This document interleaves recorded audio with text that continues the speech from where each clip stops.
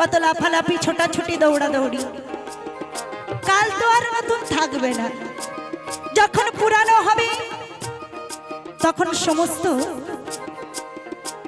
কলকবজা সব জং পড়ে যাবে, জং অর্থাৎ মরিচা ধরবে।